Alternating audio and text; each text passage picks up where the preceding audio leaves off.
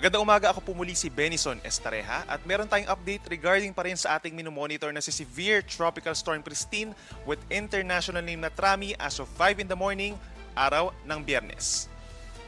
Nasa West Philippines na po itong si Bagyong Christine at huling namataan 125 kilometers kanluran, hilagang kanluran ng La Union. Taglay ang maximum sustained winds pa rin na 95 kilometers per hour malapit sa kanyang sentro at may gustiness hanggang 115 kilometers per hour. Bahagyang bumibilis po ang bagyo palayo ng ating kalupaan, 25 kilometers per hour ang bilis west-northwest. Kita sa ating latest satellite animation, itong makakapal po na ulap associated pa rin po dito kay Bagyong Christine, lalo na sa may western sections ng Luzon. Habang asahan pa rin po yung mga kalat-kalat na ulan sa natitirang bahagi ng Luzon and Visayas. Ito po yung latest track regarding kay Bagyong Christine. Inaasahan nga po nakikilos pa rin palayo ng ating kalupaan sa susunod na 12 oras at posibleng lumabas ng Philippine Area of Responsibility mamayang hapon na. However, knowing po na ito ay malapit pa rin sa ating kalupaan at malawak po na bagyo itong si Bagyong Christine, around 700 to 750 kilometers po yung kanyang radius at yung lawak nasa 1,400 kilometers. Posibleng magkaroon pa rin tayo ng mga wind signals at masakop pa rin po ang malaking bahagi pa ng Luzon sa mga susunod po ng mga bulletins natin. Inaasahan na magiging severe tropical storm pa rin po habang lumalayo sa ating kalupaan. Subalit base sa ating pinakahuling track ay posibleng bumagal ito pagsapit po ng Sunday and Monday. Then pagsapit ng Monday habang nandun sa may east ng Central Vietnam ay lilis ang direksyon, magkakaroon ng looping pabalik sa ating kalupaan sa direksyon po ng Luzon at hindi pa rin natin nire-rule out na ito ay magpapasok muli sa ating Philippine Area of Responsibility. Inaasahan nga po na magiging severe tropical storm ito habang ito ay nasa may karagatan at yung pagpihit nitong si Bagyong Christine ay impluwensya ng isa pang bagyo na nasa lapas po ng ating PAR. As of 4 in the morning naman, yung ating tropical depression na minomonitor sa silangan po ng Mindanao ay nasa layo ng 2,440 kilometers silangan ng Eastern Visayas. As of 4 in the morning po yan, taglay ang hangin na 55 kilometers per hour at may bugso na 70 kilometers per hour. Yun namang low pressure area sa hilaga nito ay nasa higit 2,500 kilometers silangan po ng Visayas. And eventually po dahil ito ay mababa ang tsansa na maging isang bagyo ay posibleng maging trough na lamang or parte nitong tropical depression. Inaasahan naman po simula po ngayon hanggang sa weekend ay kikilos na unti-unti palapit sa ating kalupaan at unti-unting lalakas itong tropical depression. Nakikita natin based sa ating latest tropical cyclone threat potential forecast, maring pagsapit po ng linggo ay pumasok ng Philippine Area of Responsibility itong nasabing tropical depression at kung sakasakali man nga na mananatili as a bagyo ay tatawagin po natin ito na Bagyong Leon. Maring by then tropical storm or severe tropical storm na po ito at inaasang kikilos pa west-northwest or paangat ng pakaliwa. So pagsapit po early next week, nasa may hilagang parte na po ito ng Philippine Sea. Simula naman po sa Miyerkules next week hanggang sa weekend ay babagal ang pagkilos ito habang nasa may silangan po ng extreme northern Luzon.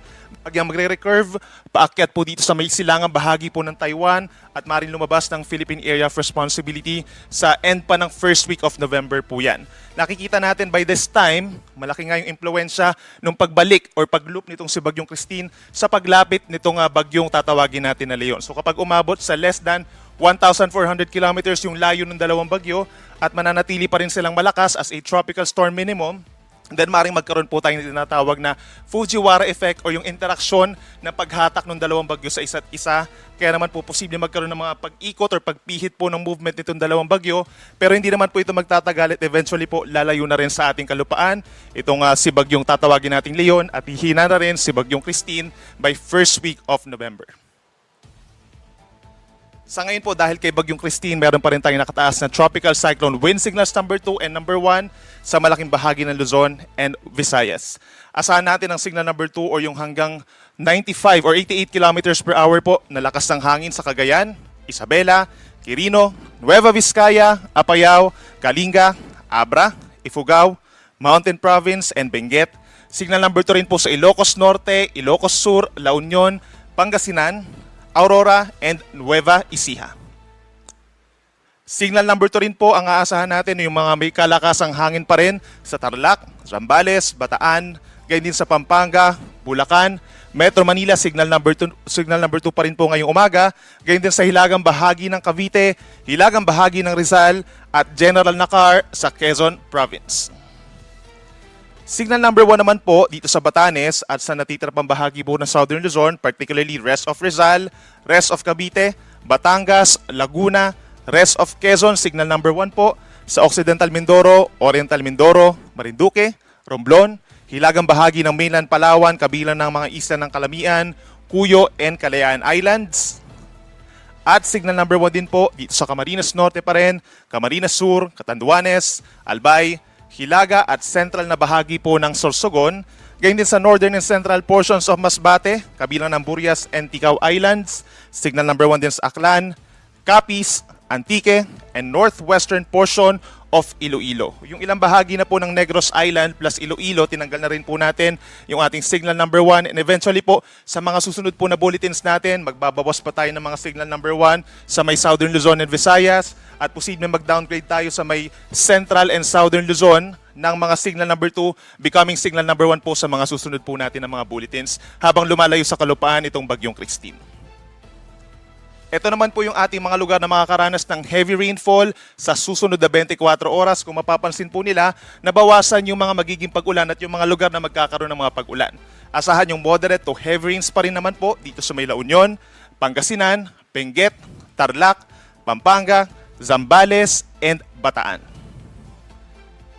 Sa natitirang bahagi naman po ng Luzon, kabilang ang Metro Manila, gayon din sa natitirang bahagi ng Visayas, asahan pa rin po yung kalat-kalat na ulan and thunderstorms ngayong umaga. Then may times naman po na mababawasan na yung mga pag-ulan natin, lalo na pagsapit ng hapon hanggang gabi. And at some point sa hapon, posible na magpakita ng saglit ang haring araw for most of Luzon and Visayas. Gayon pa man, makakaranas pa rin po ng mga banta ng baha in some areas. Yung mga binanggit po natin na magkakaroon ng mga moderate to heavy na mga paulan, mataas pa rin po ang tsansa na magkakaroon ng mga pagbaha in low-lying areas. Yung pagragasan ng tubig, posible pa rin po, lalo na kung umuulan pa rin sa mga kabundukan, bigla-biglang bababa po yung tubig sa inyong lugar. And then asahan din po yung banta ng landslides kapag po saturated na yung lupa or hindi na maka-absorb ng tubig, posible po magkaroon ng landslides. Kaya naman po make sure na coordinated tayo sa ating mga local disaster risk reduction and management offices kung kinakailangan pa rin po ng evacuation, lalo na po yung mga binabaha nating mga kababayan dyan, at makipag-coordinate din sa mga local chief executives po for possible work and class suspensions pa rin po. Para naman sa mga mararanasang pagbugso ng hangin doon sa malayong parte po from the bagyo, asahan pa rin natin ngayong araw sa Mimaropa, Bicol Region ang mga pagbugso, gayon din sa malaking bahagi ng Visayas, Dinagat Islands, Surigao del Norte, Northern Mindanao, Zamboanga Peninsula, Bangsamoro Region, Soc-Sargen, and even Davao Region. Then pagsapit po bukas, araw ng Sabado, mayroon pa rin tayong mga pagbugso ng hangin sa Palawan, Siquijor, Bohol, Southern Leyte, Zamboanga del Norte, Camiguin, Dinagat Islands, and Surigao del Norte dahil pa rin doon sa outer portion ni Bagyong Christine. At pagdating naman sa mga alon, meron pa rin po tayong gale warning or possible mga sea travel suspensions po sa susunod na 24 oras. Hanggang 7 metrong taas ng mga pag-alon or higit 2 palapag po ng gusali ang posible sa northern and western seaboards ng Luzon, particularly sa Batanes, northern Cagayan kabilang Babuyan Islands. Sa buong Ilocos Region, possible yung hanggang 7 meters na taas ng alon, Aurora, Zambales, Bataan, pababa ng Cavite, Batangas, and Lubang Island. Meron naman tayong hanggang 5.5 meters na taas ng ulan sa seaboards of northern and southern Luzon. Kabilang na dyan ang eastern coast ng Cagayan, Isabela, pababa ng Quezon, Metro Manila, Bulacan, mainland Occidental Mindoro at hilagang baybayin po ng Palawan, kabilang ang mga isla ng Calamian, Cuyo, Kalayaan, and Cagayan Silio.